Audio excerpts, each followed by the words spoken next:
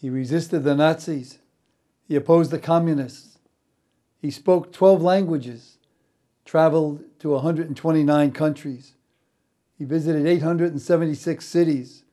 He gave 3,288 speeches, canonized 483 saints, beatified 1,345 more, and was the first non-Italian pope in 455 years.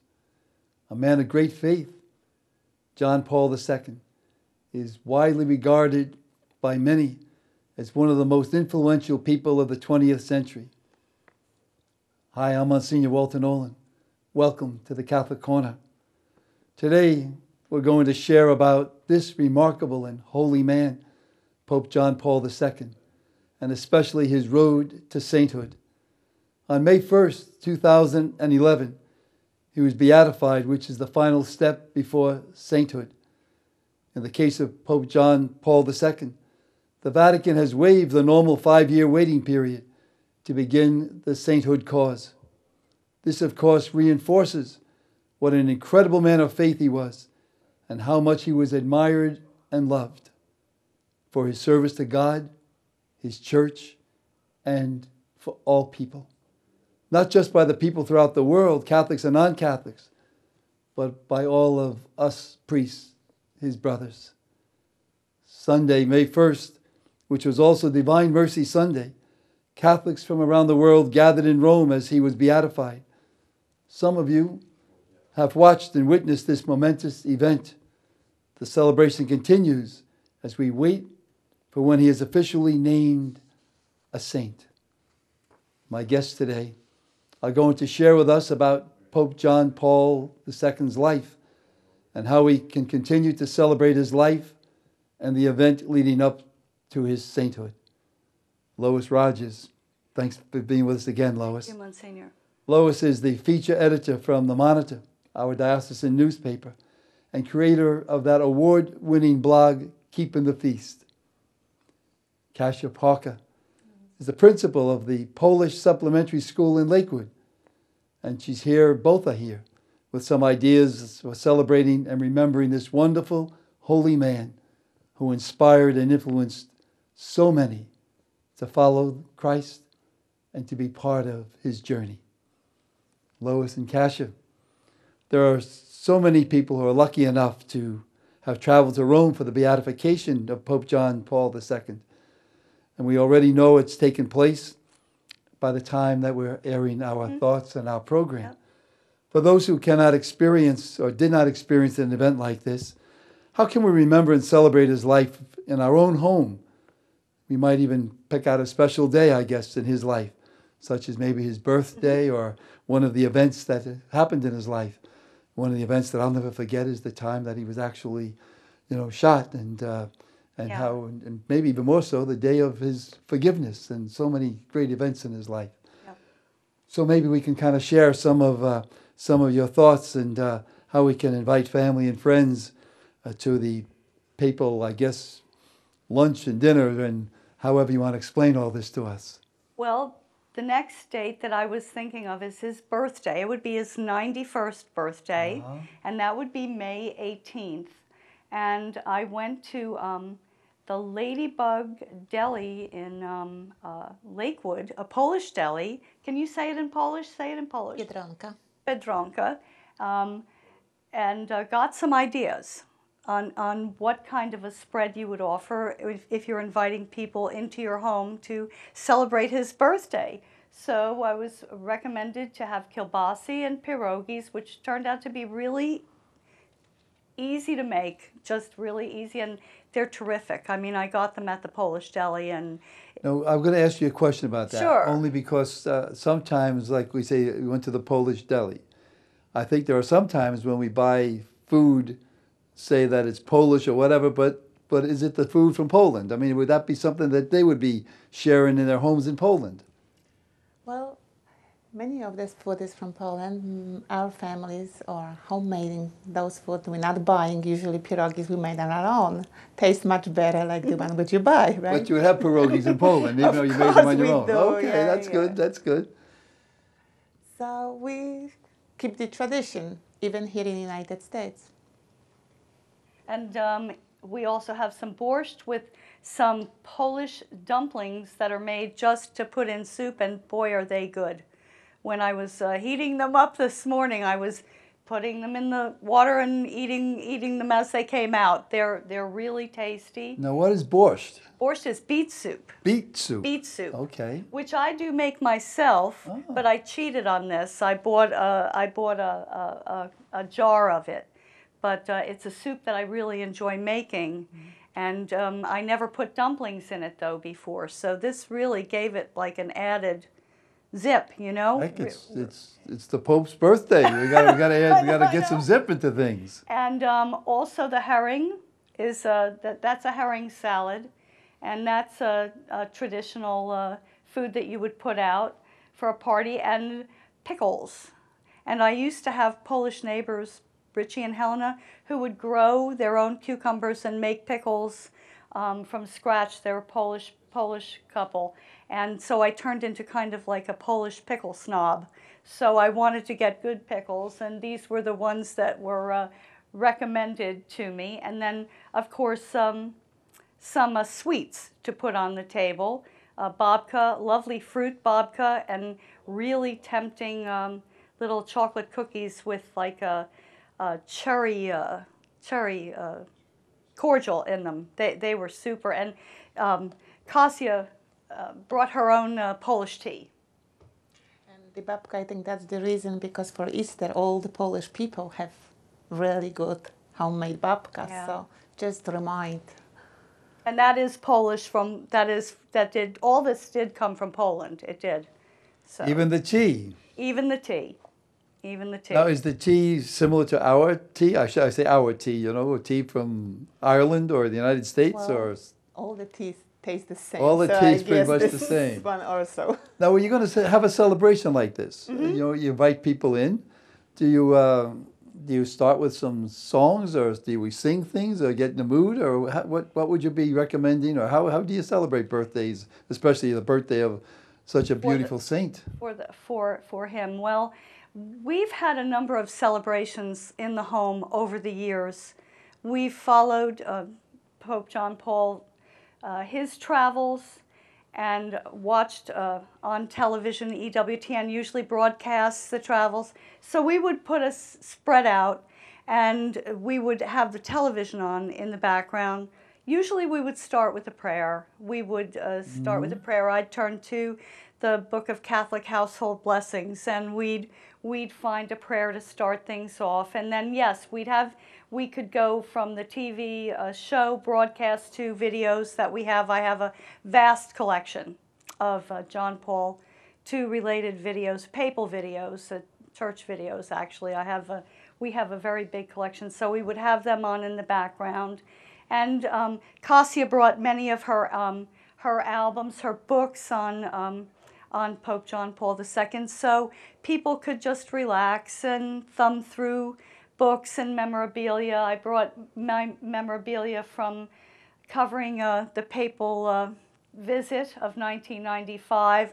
So I would put all this out and you know, let people experience it, especially the children, that they could go through this and experience it. So it's not just a meal and a party. You have like a museum. Yeah. You know, to show some of the I still remember when the Holy Father came, and so many of the youth were singing, you know, John Paul II, we love you. And I can still remember his voice. I wish I could almost say it, because he turned and he said, and John Paul loves you too. Yeah. and the applause, I mean, you still get a little goosebumps, you know, you just never forget that. You do. So now tell me about, are these the papal colors? Yes. I mean, this is my very favorite keepsake. Oh. This is from, this is bunting that was in St. Patrick's Cathedral when the Pope came there in '95 to say the Rosary. No, you're not the young lady that climbed up with the scissors and Yes, I am. Oh my gosh. Yes, I am. A couple of days later, we went back to New York. We were missing him. We really kind of felt, I don't know, a sense of loss. So we decided to go back to St. Patrick's for Mass. And we were there, and they were taking the bunting down, and they were throwing it away. They were. So we asked. My friend Eileen Mullen and I, we said, can we have that? And they said, sure, you can have that. So we each took up. Well, you know, Lois, when he becomes a saint, you know, we can just cut little pieces up here and we can have all these relics.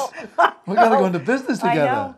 I know. Well, isn't that a beautiful story, Pasha, huh? And St. Joseph's in Toms River, Father Dan Swift and Rita Carney, they arranged for me to be on a bus going into Giant Stadium like a regular person with all these people. So I gave them a big hunk of the bunting, which they put up in the lobby. It was in the lobby for years. I don't in the gathering space. I don't know if it still is, but you know, we shared it. Eileen took some home. We've used it under our Christmas tree. We bring it out. You know, it's a treasure. Well, when John Paul II becomes a saint, I think you should fold it up and put it in the safe or something in the bank. It's really so beautiful.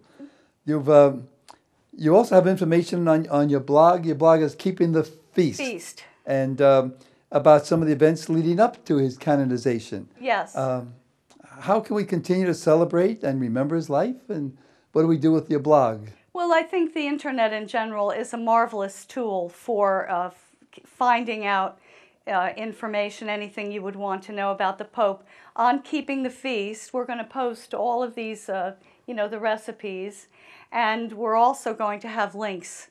We're going to do the work for you. We're going to put up all these links so that you can just click on the link and go to these sites and get the information. And hopefully we'll be able to link to EWTN Broadcast and save it, and you could, even though it's over, you could click on and still find the broadcast. I'm hoping we can do that. Can you link to the delicatessen that delivers? Yes, we can. Yes, we can.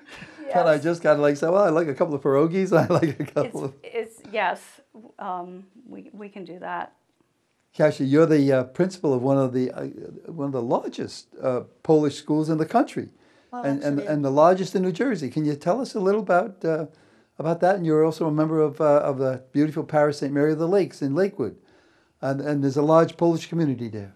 Tell us all about how that started. And Well, I'm very pleased to live in Lakewood because we have the opportunity to get all the Polish people together, and thanks to the hospitality of Father Michael O'Connor, we can have the classes in Holy Family School. Okay. So we meet every Friday from 5 to 8, and we currently have 140 students. Many of them, they children who was born in Poland, but a lot of them, the parents came from Poland and they're United States citizen, but the parents like to keep the tradition and the roots. And what we do in school, we not only teach them the history, the language, but we try to focus on the famous Polish people who can change their life and be as a leaders. And John Paul II is for, I guess, all of us, one of that special person who we always gonna remember and we always gonna keep in our heart. So on Friday, April 15, we made like a special event to get the children ready for the big day. We made the like PowerPoint presentation about John Paul II life because we have students from 3 years to 18, so it's kind of hard to get them all on the same level and be interesting what we're doing. So we show the children, then look, he was one like you, going to school, making trouble sometimes, and being kind later when he grew up. But he always loved people and he always had heart full of love for everyone. So the children watched the presentation, and then smoothly we kind of turned to the Easter season, and we tried talking about the Station of the Cross, and all together we made Station of the Cross with John Paul II, when we chose the important dates from his life, like when he became a pope, what happened in May on the in Rome, what happened when he came to Poland, when was still communist there. So we was walking through the Station of the Cross, following Jesus, but really thinking about the life of John Paul II, what he did for us, and what he left for us to remember. I've seen a little pamphlet of the stations that it used parts of his life as you go from station to station, which are very, very beautiful. And when you were talking, you're bringing back memories to myself. I was the chaplain at Notre Dame High School when John Paul became, the Pope. And in fact, if I remember correctly, the vote didn't come right out, and when they had different, what kind of smoke's coming up was always the big question. But then I remember I was so excited that, not because it was not Italian, just that we had a Holy Father, that I went from class to class. And I did tell him, I did say that, our Holy Father is from Poland. Well, I think some didn't, because everyone was expecting somebody, I guess, from Italy or somebody, But I still remember that day. And then the other thing I'll never forget is I did a private retreat for myself, and it was a silent retreat that I actually went out in the woods. I had a place to sleep, and with a Bible, and just I wanted to be silent with God and with Christ, and just reflect on my own prayer life. And it was at that time that the Holy Father was actually shot. Well, I was in the woods for like 8 days, and when I come in, I didn't know that he had been shot. And everybody's talking, and I'm like, were you in Mars? I mean, where were you these last few days? Sure. And so I'll never forget how that experience of those, and what a beautiful, beautiful man. Tell me, from Poland and your own self, the young folks really loved him so much. Maybe because he identified, in a sense, he was certainly a saint. I mean, no question. But his humanness, I think, captured a lot of people. He went skiing. He was a swimmer. And he was an actor. Yep. I mean, so many things. In fact, there was a beautiful story they wrote about marriage, which is just a marvelous, marvelous story. Is that part of what you were trying to share with the children and bring out those facts? And of course, to show them, then the saint person doesn't born to be saint right away. The whole life, through all the things what is doing, and being close to other people, that's what's really motivate to do things. And I guess the young children, the young people, they love this. They love someone who is just like them, who can sing with them, play guitar, ski, like you said. They need someone who is open for them, who can listen to them. So that's the main thing. I just remember not so long ago we had the movie John Paul II, and we put on in school. And first we was thinking, the movie is not too interesting for the children. They would never watch. And it was a mistake. They just sat and looked on the TV, and they was very pleased. I think this is a true story, but you never know about all these stories. But when he became Pope, they said that I guess in the Vatican somewhere, they put in a swimming pool. Mm-hmm. Yes. And someone said, well, isn't that expensive? And the sense of humor of John Paul was not as expensive as a Pope's funeral. I'll never forget that he knew that, and he would often talk about, the whole person has to be energized and taken care of.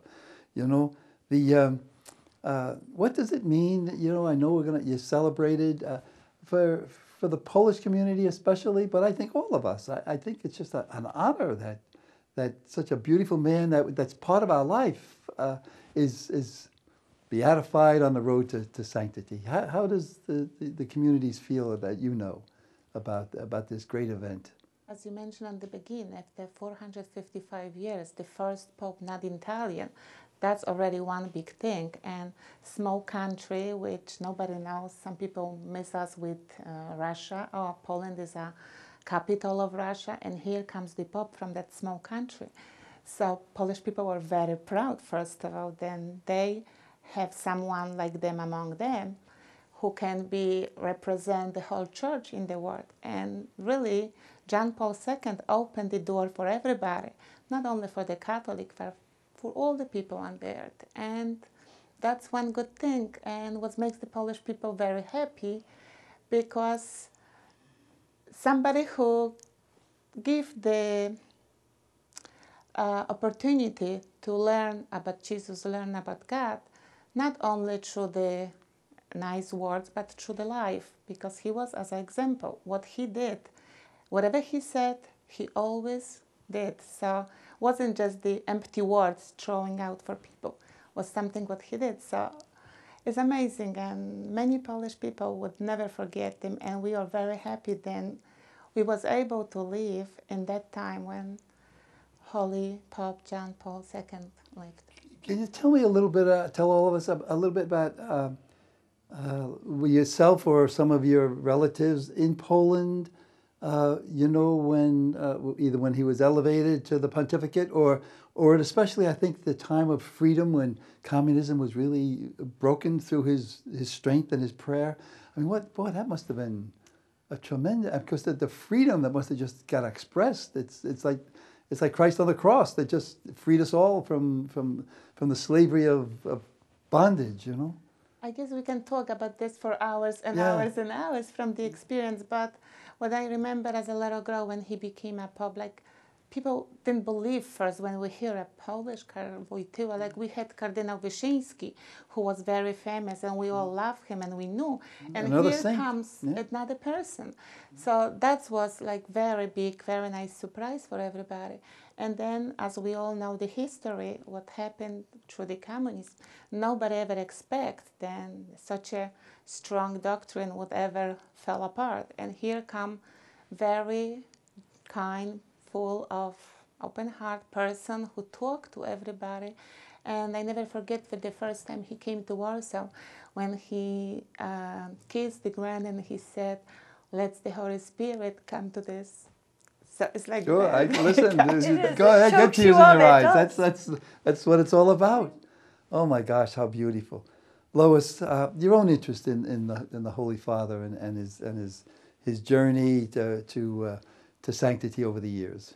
I just, you know, I before I worked for the Catholic press, I had a long career with the secular press, and he was someone that the secular press was interested in and wanted to cover. And some of the publicity at first was kind of negative and, oh, you know, not too kind. But as people began to see and feel the effect of his pontificate, you know, the interest was there. The cover, and I jumped over to writing about religion at that time, basically so that I could write about him, write about the Catholic Church in a positive way. And, you know, I just was very motivated by his philosophy, by his writings, and by his personality. I loved that he put a universal face on the Church with his voyages. He showed the whole world who we are, and I still think that's one of the most marvelous things he did. Well, I was privileged one time to shake his hand. Oh. And he said something about, "How are you?" Okay. I didn't know what to say. I think I said, "We love you." But the eyes, you know, the eyes. Beautiful oh eyes. My gosh! Oh beautiful my gosh! Eyes. Tell me, you know, in keeping with your blog, keeping the feast, you encourage people to be more active, not just you know with Pope John Paul, but following papal visits, like another beautiful man, Pope Benedict now is carrying on. What do you do to foster that? Just last year, we went to Malta with the Pope. We went to the British Isles. I researched the food, talked to people who can really give me insights as to what you would like to put on the table so that you can invite people into the house and share the journeys. Again, now because we have cable TV, you can actually follow from stop to stop a papal trip right from your own home. So in Malta, we had some beautiful seafood and watched the Pope as he made his stops in Malta. And then in the British Isles, I found particularly moving because I have some British heritage. And for me to watch a Pope come down Princess Street, I mean, this was like a supreme moment for me. And to have a papal tartan, and you know, just to be welcomed as he was, it was just so exciting. And so that's what you hope people will follow these journeys keep the focus on the universal church and how And how share we're some of the received. gifts that And God share gives the us gifts. of food. And share all. the gifts. Now, you know, some people might think that, you know, we certainly we're a beautiful faith of the Eucharist, and the, you know, the bread and the wine becomes the body and blood of Christ. Some might think, well, when we do this at home, you know, sharing bread or sharing whatever we're going to share, do they see that as a sacred moment also, as part of, I think, a wonderful gift of God's love and creation? Well, Or do they look at it as a party? I think that's the emphasis we've nurtured over the last, I would say, 2 decades in the home. I have some wonderful friends who take this approach in their own home, have nurtured and developed that kind of approach. So it is a fun gathering, but it is a prayerful gathering. It is, and sharing. And fun can be sacred. It is. It is. And prayer is always a great part of it. And you know, we've also just passed through the Lenten Holy Week time. And when I think of how families celebrate and share bread and sometimes even pass it around and make a wish or a blessing to each other, you know, I always go back to the thought of Christ's passion, and when he was even said, you know, one of his disciples, you know, would betray him, and they said, which one? Which really meant that they didn't know. I mean, they weren't expecting anything like this, and he said in John's Gospel, the one who I take the morsel and dip it and hand it to.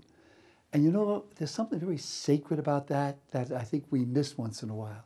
Because back in his culture, the Lord's culture, and many cultures even today, the fact that you can share a piece of bread or you can share something of the table, dipping it into and share it, that really is a sign of deep friendship. And Christ was even with Judas saying, you know, I'm sharing you my sacred friendship.